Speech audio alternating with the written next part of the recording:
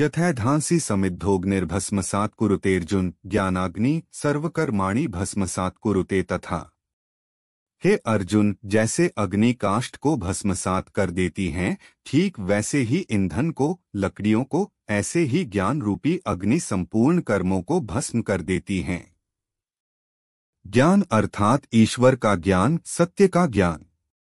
कर्मों का कारण इंद्रियां हैं, क्योंकि इंद्रियों से ही सब कर्म होते हैं। इंद्रियों का कारण मन, बुद्धि व प्राण हैं, और मन, बुद्धि, प्राणों का कारण माया के 3 गुण हैं।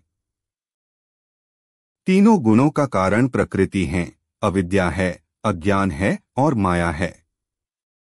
माया के यही 3 गुण ही मूल है सभी कर्म, प्रयत्न, शुभ अशुभ कर्म।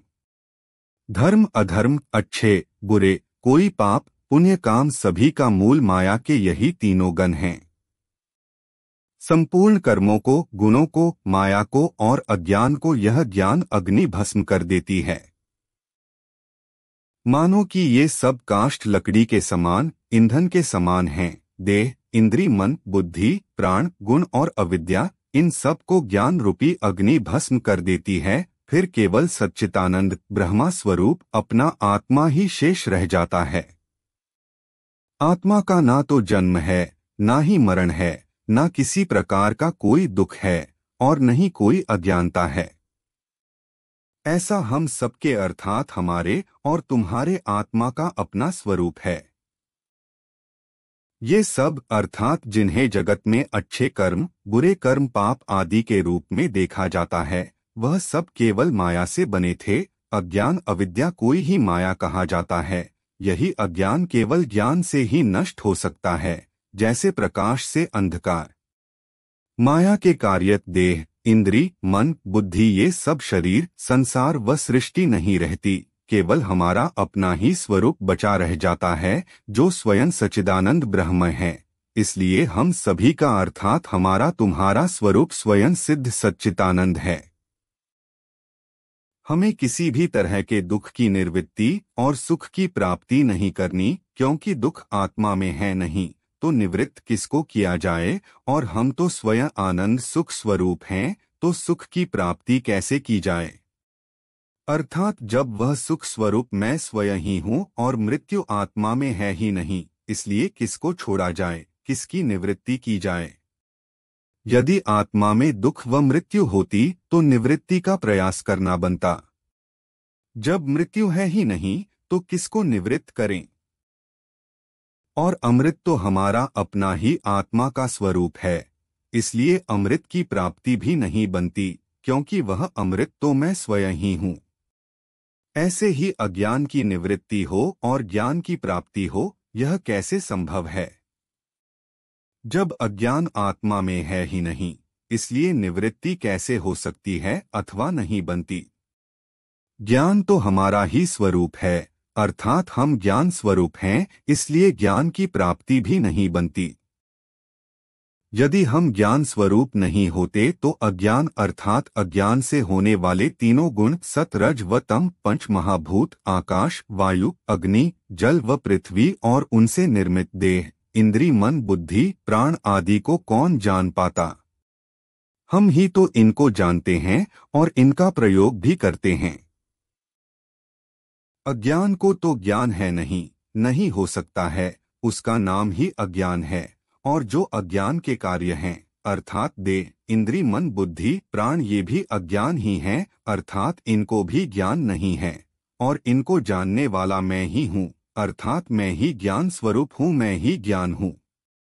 यह ज्ञान रूपी सूर्य के उदय होने से अज्ञान के अंधकार का नाश हो जाता है, अर्थात जैसे निद्रा टूटने से स्वप्न जगत का नाश हो जाता है, अथवा स्वप्न जगत नहीं रहता जब निद्रा टूट जाती है। स्वप्न का संसार नहीं है, नष्ट व भस्म हो गया, क्योंकि वो झूठा ही था।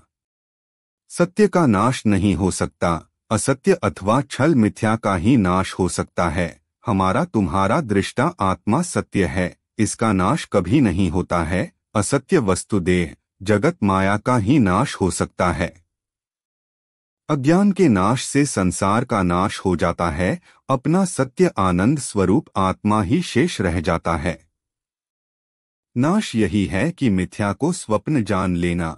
इससे मिथ्या वस्तु नष्ट अथवा हमको किसी भी तरह उद्विग्न नहीं कर सकती। अर्थात स्वप्न सोपन झूठा है, कभी सत्य था ही नहीं। दिखाई तो पड़ा और दिखाई तो पड़ता है, लेकिन हमको इससे कोई अंतर नहीं पड़ता है। हम तो स्वप्न रोज देखते हैं, कहाँ से इसका निर्माण पालना आदि होती है। यह निद्रा रूपी अज्ञान से होता है। निद्रा अज्ञान का ही रूप है। निद्रा से ही रोज स्वप्न प्रकट हो जाता है, और निद्रा टूट गई तो स्वप्न भी तत्काल समाप्त हो जाता है, जैसे किसी बल्ब का स्विच अथवा खटका बंद कर दिया हो। ठीक उसी तरह अज्ञान से यह जागृत जगत प्रकट होता है। केवल ज्ञान से ही अज्ञान का नाश हो सकता है और हो जाता है, अर्थात जागृत जगत का स्वप्न स्वरूप भी खत्म हो जाता है और हमारा दृष्टा सत्य स्वरूप ही शेष रह जाता है। इसी को ही भस्म होना कहते हैं।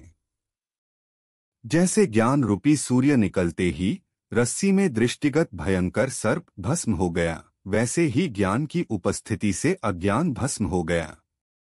अर्थात सत्य ने झूठे चोर का पकड़ा और जिस पर झूठा आरोप लगा उस पर लगा आरोप भस्म हो गया। इसी तरह आत्मज्ञान का जीव पर प्रभाव होता है और उसके लिए यह संसार ही इसी तरह भस्म अर्थात स्वप्न की तरह हो जाता है। यही ईश्वर भी कह रहे हैं कि न ही ज्ञानेन सदृशं पवित्र में विद्यते तत्स्वयं योग संसिद्ध कालेनात्मनि विन्दति। ज्ञान की समान कोई पवित्र वस्तु इस संसार में है नहीं, अर्थात इस सृष्टि अर्थात जड़ माया से निर्मित इस जगत संसार में कोई भी पवित्र वस्तु है ही नहीं। केवल ज्ञान ही एक पवित्र वस्तु है। ज्ञान अर्थात ईश्वर का ज्ञान, सत्य का ज्ञान। नहीं ज्ञानेन सदृशं पवित्रम इह विद्यते तस्मय योग संसिद्धा कालेन आत्मनि भिन्दति। योग की सिद्धि होते ही समय अनुसार, काला अनुसार ये पवित्र आत्मज्ञान सर्वव्यापी आत्मा से प्रकट होकर प्राप्त हो जाता है। आत्मनि विन्दति होते हैं, ये आत्म का ऐसा ये पवित्र ज्ञान है कि पापी से पापी हो ज्ञान उसके भी सब पापों को दग्ध कर देता है, जला देता है। कोई पाप रहने नहीं पाता है और वह स्वयं आत्मरूप निर्मल शुद्ध बुद्ध हो जाता है। जैसे सुवर्ण यदि मलिन हो तो अग्नि में डाल दो, अग्नि में तपाओ तो सुवर्ण का मल अर्थात अशुद्धि जल जाती है, खरा सुवर्ण कुंदन चमकता हुआ निकल आता है। ऐसी ही ज्ञान रूपी अग्नि से आत्म अमृतत्व पवित्र प्रकाशित होने लगता है।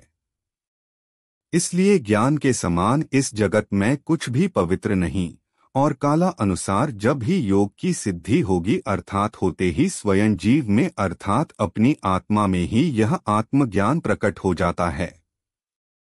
इसमें कोई संशय नहीं।